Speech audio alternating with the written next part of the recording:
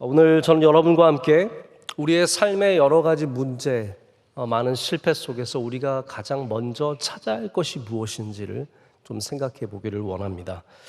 사실 모든 문제들이 간단하진 않습니다. 제가 요즘 종종 해외에 있는 외국의 우리 기독교 지도자들 이런 분들 만나면 저한테 이런 질문들을 많이 하세요. 한국의 교회와 한국 사회의 가장 큰 문제점이 뭐냐? 가장 큰 도전, 가장 큰 어려움이 뭐냐라고 이렇게 물어보시면 한두 가지, 몇 가지를 이렇게 말씀드리는데 그중에 꼭 들어가는 것 중에 하나가 저는 저출산의 문제가 아닌가 생각합니다. 그래서 늘 요즘에 굉장히 우리가 아이를 많이 낳지 않아서 한국 사회 자체가 굉장히 많이 약해지고 또 미래가 걱정이 됩니다. 이런 얘기를 많이 합니다. 여러분, 이 저출산의 문제가 하나의 방법으로 해결될 수 있겠습니까? 이 안에 얼마나 많은 레이어들이, 층과 결과, 사선들이 얽혀서 이 문제를 푸는 것이 결코 쉽지 않습니다. 많은 전문가들이 열띠게 토론하고 연구하고 많은 정책들을 시도해 보았지만 이게 잘 해결이 되지 않습니다. 많은 정부들이 인센티브를 줬습니다. 출산 장려금, 애를 낳기만 해도 뭘 주고요. 첫째 낳으면 몇백만 원, 둘째 낳으면 몇백만 원, 셋째. 저는 옛날에 낳았으면 돈 많이 벌었을 텐데 셋까지 놓으면 꽤 많이 이제 혜택이 주어지더라고요. 그러면 다 해결될 줄 알았지만 사실 그렇지 않습니다. 이제 겨우 바닥을 치고 조금 상승세로 돌아가려는 조짐이 보일 뿐입니다. 자, 우리나라는 그래도 이러한 문제들 몇 가지가 있는데 제가 볼 땐 미국 사회는 우리보다 훨씬 더 복잡하고 심각한 문제들을 많이 갖고 있습니다. 예를 들어서 인종차별의 문제, 이거 간단하게 해결할 수 있는 문제가 아닙니다. 우리 서로 사랑해요 이렇게 되는 게 아니더라고요. 또 요즘에는 이민자 문제가 굉장히 심각하게 미국 안에서 다뤄지고 있는 것을 보게 됩니다. 가난의 문제는 또 어떻습니까? 인터내셔널 저스티스 미션이라고 하는 세계 정의 선교라는 단체를 이끄는 게리 하우겐이라고 하는 변호사님이 있습니다. 이분이 가난에 대해서 얘기하는데 가난이 단순히 저 사람이 무식해서 혹은 저 사람이 게을러서 생기는 문제가 아니라는 거죠. 사회가 갖고 있는 시스템 속에서 가난이 생길 수밖에 없는 그런 국가들과 상황들이 많다는 거예요. 한 예를 들어서 아프리카에 한 여자가 있는데 남편이 갑자기 죽었어요. 남편이 죽자 옆집에 있는 사람들이 와서 그들의 땅을 빼앗아 갑니다. 그리고 친척들이 와서 그들의 재산을 빼앗아 갑니다.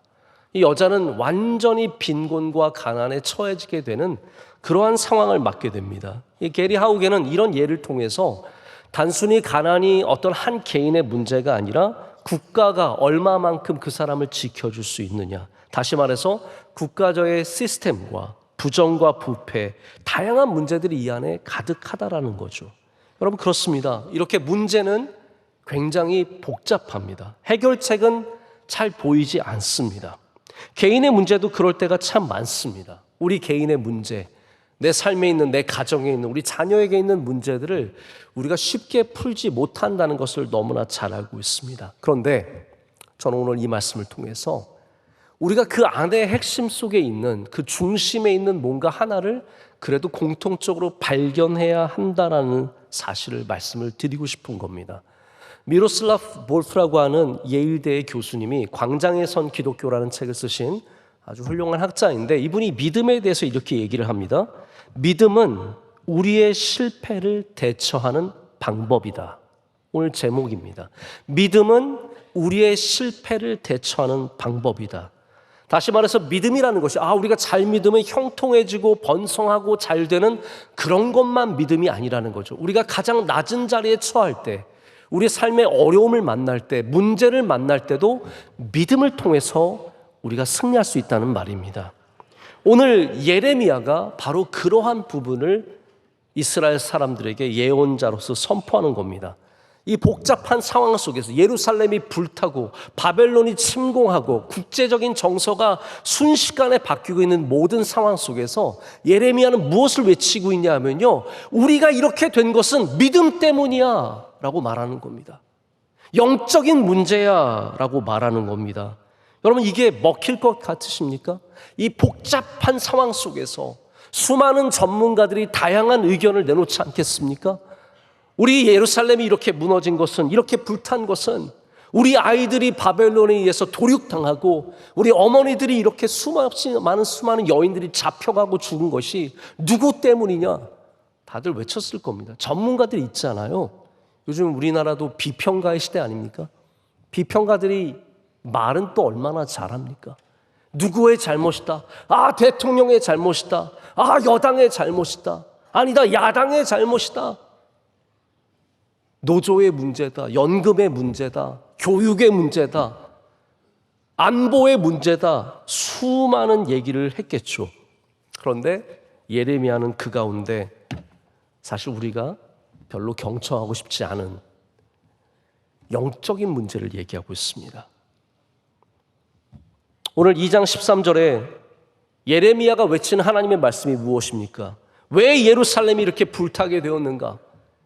왜 우리가 이렇게 비참한 상황에 처했는가? 우리가 시종인가? 우리가 종인가? 아니라는 것. 이스라엘은 하나님의 백성이었는데, 종이 아니었는데 이제 비참하게 포로가 되었는데, 그것이 그 원인이 두 가지 악 때문이라는 겁니다. 첫 번째는 그들의 생수의 근원 되신 하나님을 버린 것이다. 두 번째는 스스로 웅덩이를 판 것인데 물이 새어나가는 터진 웅덩이를 판 것이다 라고 말합니다. 여러분, 이것을 받아들일 수 있으시겠습니까? 당신의 문제가 영적인 것입니다 라고 하면 받아들일 수 있겠습니까? 저는 오늘 어쩌면 받아들이기 힘든 이 말씀을 똑같이 예레미야의 심정으로 여러분께 외치고 있는 것일지도 모르겠습니다. 수많은 전문가들이 당신 아들의 문제는 머리가 안 좋고 이런저런 얘기를 하겠죠. 절망할 수밖에 없습니다. 당신 병의 문제는 이러한 이유입니다. 네, 목사인 제가 하나님의 말씀을 갖고 오늘 여러분께 이러한 도전을 드리고 싶습니다. 다시 생수의 근원 되신 하나님께로 돌아가시길 축복합니다.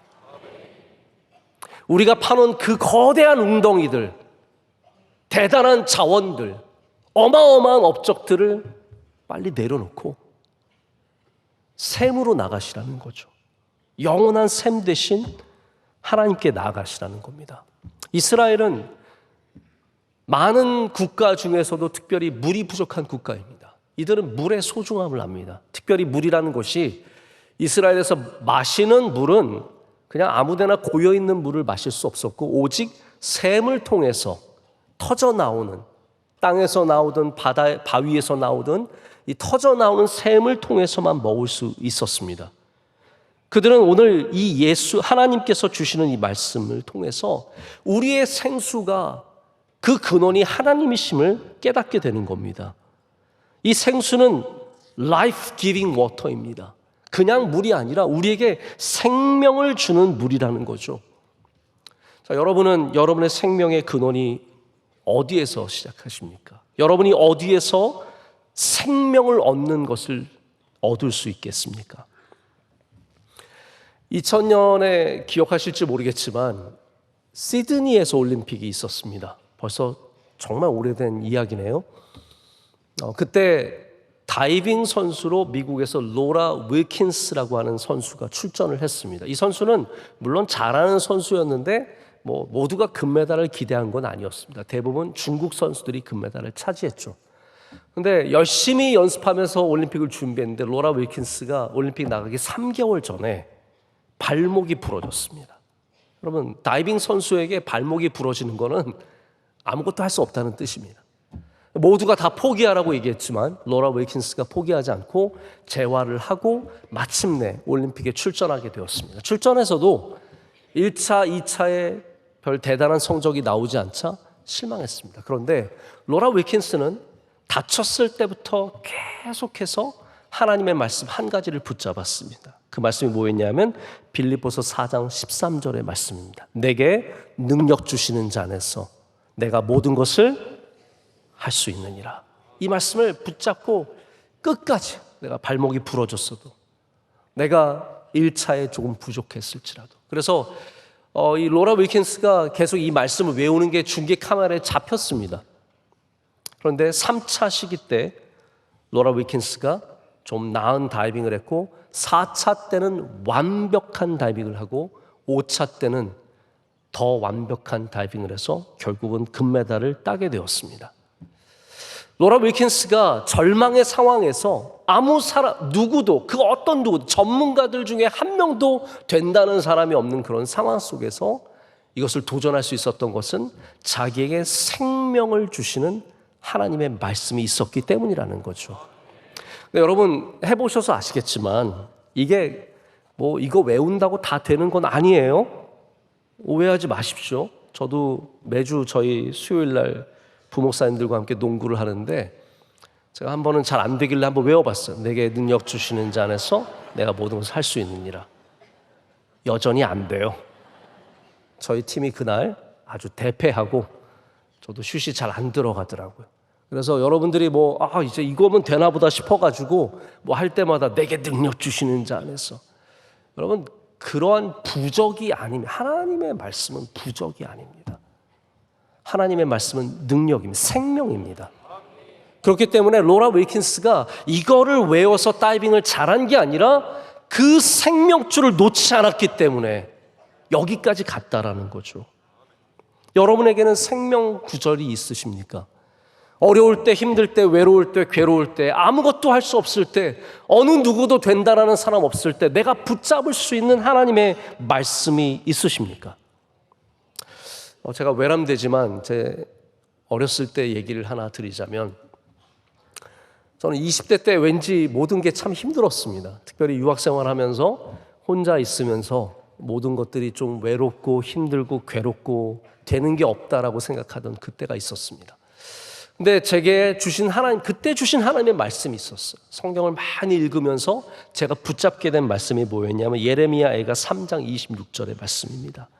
제가 그때 참 사랑했던 말씀인데 이런 말씀이에요. 사람이 젊었을 때니까 사람이 젊었을 때의 멍에를 매는 것이 좋으니 혼자 앉아서 잠잠할 것은 주께서 그것을 그에게 메우셨습니다. 저는 이 말씀이 참 좋더라고요.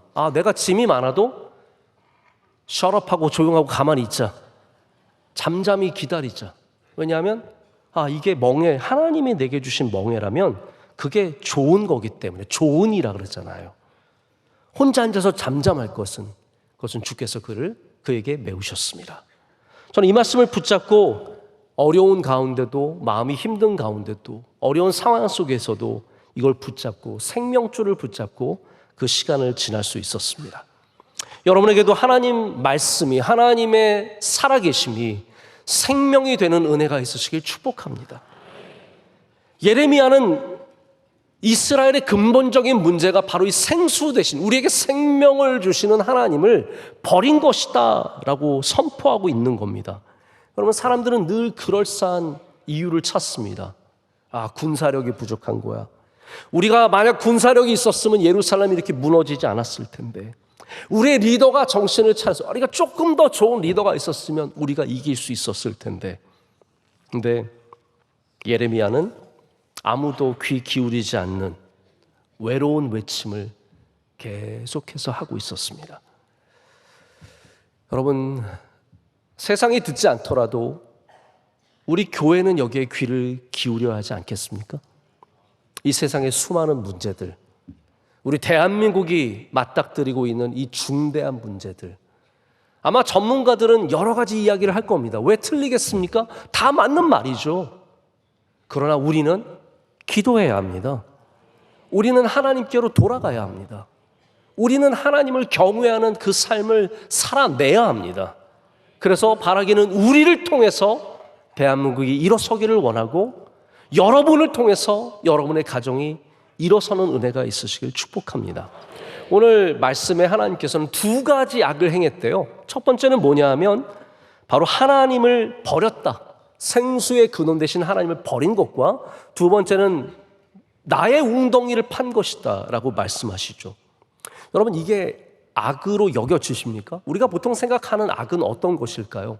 구체적인 누군가에게 해를 끼치고 남을 어렵게 하고 피해를 주고 이런 것들이 보통 우리가 생각하는 악 아닙니까? 잔혹하게 누군가를 어렵게 하는 이런 것들이 악이죠. 그런데 성경의 악은 정말로 근본적인 악은 그런 악이 아닙니다. 성경이 말하는 가장 큰 악은 바로 선이 없는 것. 하나님, 선하신 하나님이 부재하는 것이 바로 악이라는 거예요.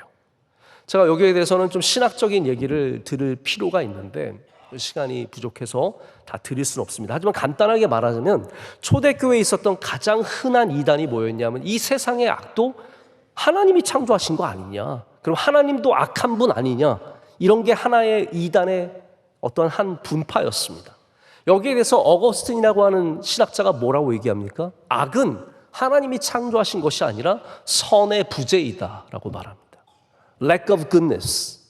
바로 선함이 없는 것이 악이다라고 말했는데 저는 그것이 바로 오늘 본문의 내용이라고 생각해요. 하나님을 버린 것이 왜 악이냐면요, 우리가 선하신 분을 버렸기 때문에 그 void, 그 공간에 악이 들어올 수밖에 없다라는 겁니다. 이스라엘은 하나님을 버렸습니다. 그리고 그들은 웅덩이를 팠습니다. 여러분, 웅덩이를 판다는 것이 왜 당연히 그렇게 해야 되는 거 아닙니까? 물이 없으면 웅덩이 파야죠. 근데 하나님께서 오늘 이 웅덩이를 뭐로 여기시냐 하면 우리 인간이 갖고 있는 임시 방편적인 모든 노력들을 말씀하시는 겁니다.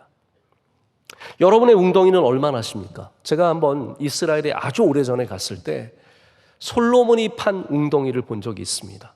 그게 뭐 그렇게 주장하는 거예요. 정말 솔로몬이 팠는지는 모릅니다. 저도 보질 않아서 모릅니다. 그러나 솔로몬이 판 웅덩이라고 아주 큰 정말 수영장만한 웅덩이가 있습니다. 근데 여기 보면은 회치를 해놨습니다. 왜냐하면 물이 새어나가면 안 되니까. 이스라엘의 흙은 굉장히 부드럽고 물이 잘 빠져나가는 흙입니다. 그래서 거기다 회치를 해서 물이 나가지 못하도록 막습니다. 그런데 여러분, 회칠이 이 뜨거움을 견딜 수 있을까요?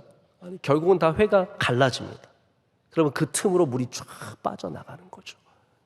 여러분, 우리가 갖고 있는 모든 웅덩이는 결국은 다 이렇게 물이 빠져나가는 웅덩이라는 거예요. 아, 내가 재산이 100억이 있으니까 이 웅덩이면은 평생을 충분히 살아가겠지 하지만 그 웅덩이가 갑자기 마르는 날을 만나게 되는 겁니다. 내가 아는 사람들이 이만큼 많고 내 건강이 이만하고 우리 집안이 이만하니까 내가 얼마나 큰 웅덩이를 갖고 있느냐, 그걸 보고 안심하고 있으면 그게 하나님 보시기에는 하나님을 떠난 모습이라는 겁니다. 여러분, 웅덩이 크셔서 좋으시겠어요? 그런데 그 웅덩이를 의지하지 마시고 샘으로 가시라는 겁니다. 생수의 근원 되신 하나님께로 나아가셔야 우리가 이 삶을 살아가는 겁니다. 이스라엘이 그래서 어떻게 됩니까? 18절을 보면은 이들이 어디를 찾아가냐면 애굽 찾아갑니다. 그래서 계속 여기 물의 비유가 나오는데, 은유가 나오는데 시홀의 물, 시홀은 나일강을 말합니다. 나일강의 물을 탐하지 말고 자꾸 애굽 가서 우리 도와주세요, 애굽만 우리와 함께하면 바벨론에서 이길 수 있습니다, 그러한 정책 펼치지 말고, 또한 그 당시에 가장 강력한 힘이었던 아수르는 결국은 바벨론에 의해서 멸망하게 되는데, 아수르 그 강, 이게 강이 얼마나 중요한 강이면 The River예요. 그 강이에요. 유브라데스 강을 말하는 겁니다. 아수르 가는 길에 있는 그 강을 의지하지 말고 너희는 나에게로 나오라는 거예요. 여러분, 유브라데스와 나일강은 얼마나 큰 강입니까? 우리 모르지만 큰 강으로 알고 있잖아요. 이스라엘의 요단강은 조그마한 강입니다. 저도 요단강을 가봤지만 요단강을 보면서 우와, 이런 사람은 단 한 명도 없습니다. 이게 요단강이에요? 대부분 그래요. 요단강은 초라한 강입니다. 근데 그 요단강의 발원지에서, 가이사라 빌립보에서 베드로가 주는 그리스도시요 살아계신 하나님의 아들이십니다를 고백합니다. 이게 이스라엘의 힘입니다. 이게 우리 그리스도인의 힘입니다. 우리는 큰 강을 찾아가는 사람이 아니라 바로 그 샘을 향해 나아가는 사람이고, 그곳이 바로 우리의 구원자이심을 고백하는 사람들입니다. 제가 아마존에 가봤던 사람 아닙니까? 아까? 네. 우리 오래전에 제가 청년들과 함께 아마존에 갔는데 아마존 강 가니까요.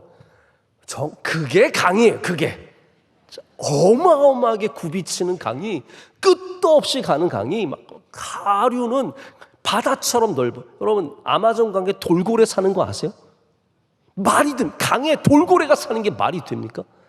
그 얼마나 멋지고 대단하고 압도적인. 근데 하나님이 오늘 우리에게 복 주시겠다고 하는 강은 작은 요단강입니다. 그 요단강을 향해서 주님을 바라보고 나가는 사람이 정말로 잘 되는 사람들입니다. 자꾸 나일강의 유혹과 유브라데강의 유혹을 떨치시고 요단강을, 그 샘을 향해 나아가시는 저와 여러분 되기를 간절히 소망합니다. 오늘 성찬이 있었기 때문에 제가 말씀을 길게 할 수는 없어서 이제 말씀을 접어야 합니다. 미국의 문학과 신학에 청교도 장르가 하나 있는데 우리에게는 잘 알려져 있지 않는 장르입니다. 제레마이아드라고 하는 장르가 있습니다. 제레마이아드는 뭐냐면 예레미야적인 것을 말합니다. 여러분, 예레미야적인 게 뭘까요? 예레미야적인 게 뭐냐 하면 우리 삶에 고난과 아픔이 올 때 그것을 우리의 영적인 문제로 판단하는 것이 바로 예레미야적인 신앙입니다. 근데 청교도들이 그런 신앙을 가졌어요. 그래서 청교도들이 만약에 마을에 질병이 돈다, 그러면 그들은 어떻게 생각했냐면, 우리가 하나님 앞에 죄를 지어서 이렇게 질병이 도는구나. 가뭄이 있어도 우리가 하나님 앞에 뭔가 부족한 게 있어서 우리가 이렇게 가뭄이 있구나. 이게 제레마이아드라고 하는 굉장히 중요한 청교도 문학 그리고 청교도 신학입니다. 미국의 많은 선교사님들이 청교도적인 신앙을 우리나라에 가져왔기 때문에 우리 안에 이런 것들이 좀 깊이 뿌리 내려 있어요. 그래서 우리가 만약에 다치면 내가 뭐 하나님께 잘못한 것 같고, 우리 아들이 뭔가 병이 있으면 내가 뭐 하나님한테 죄진 것 같고, 아이가 생기지 않으면 우리가 하나님 앞에 죄진 것, 뭐 이런 굉장히 자연스러운 죄의식을 갖거든요. 근데 저는 그게 다 맞는 죄의식은 아니라고 생각을 합니다. 그럼 우리 교회의 훌륭한 집사님, 권사님, 장로님, 질병이 드신 분이 어떻게 다 죄 때문이겠습니까? 아니, 오히려 저는 하나님은 긍휼이 많으시고 인자하심이 많으시고 은혜가 많으신 분이라고 생각합니다. 그래서 우리가 마땅히 받아야 할 징벌도 하나님은 참고 계시고 주시지 않으시는 분이 하나님이시죠. 우리가 예레미야적이 되어야 한다는 것은 이게 내 죄 때문이야가 아니라 조금 바꾸셔야 합니다. 여기에 영적인 문제가 있구나. 여기에 영적인 문제가 있구나. 내가 기도해야겠구나. 내가 하나님 바라봐야겠구나. 내가 이것을 통해서 더욱더 주님 앞에 바로 나아가겠구나라는 생각을 가지실 때 우리는 청교도적인 죄의식에서 하나님이 기뻐하시는 영적인 삶으로 변화될 줄로 믿습니다. 오늘 저는 많이 부족하지만 예레미야와 같은 심정으로 여러분께 외칩니다. 우리 대한민국의 문제, 이 사회의 뿌리 깊은 문제들, 우리 가정의 문제, 우리 한국 교회의 문제, 반드시 생수의 근원 되신 하나님께로 돌아가야 하는 문제라고 생각합니다. 여러분들도 그 믿음으로 나아가실 때 우리 삶의 실패뿐만이 아니라 모든 문제 속에서 주님이 주신 놀라운 해결책을 만나는 은혜를 갖게 될 줄로 믿습니다.